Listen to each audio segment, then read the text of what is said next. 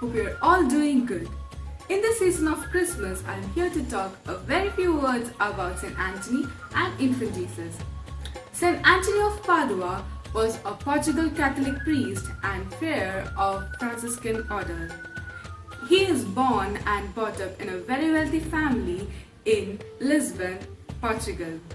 He is invoked and venerated all over the world as a patron saint for the recovery of lost things and people. He is proclaimed as the doctor of the church. Next to Blessed Virgin Mary, Saint Anthony of Padua is a saint who is most often depicted in statues or images holding the child Jesus. This mystical vision highlights the childlike simplicity of Saint Anthony and the purity of his faith. In 1231 AD, due to his continuous preaching, an endless hour of confession left him prostrate. Around this time, Saint Anthony had a premonition of his approaching death. The friars and Count Tiso invited Saint Anthony to go to the hermitage in Campo San Piero, a town not far from Padua, so that he might recover his strength. As the ground was damp, Saint Anthony's illness aggravated. This problem was solved when the friars noticed Saint Anthony admired an immense walnut tree. Count Tiso had built a small tree house in the walnut tree for Saint Anthony. One night, while Count Tiso was passing by the room of the saint, he observed that ray of unusual light came through the cracks of the door. He was curious to know the reason of that light and approached the door very slowly.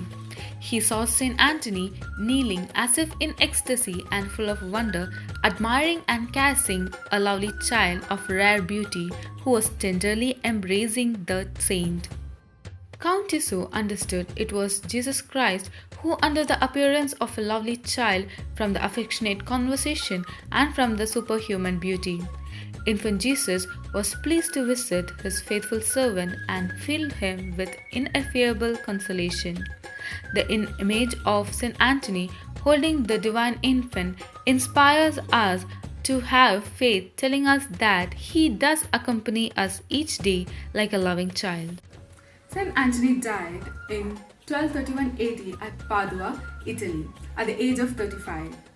As his sanctity was well known throughout the church, he was canonized less than 1 year after his death. We celebrate St. Anthony's feast on 13th June. St. Anthony is a perfect model of turning one's life completely over to Christ. Let us all together pray for the grace to behold divine Christ through our hearts. Thank you. Please stay tuned for our upcoming videos. Have a nice day.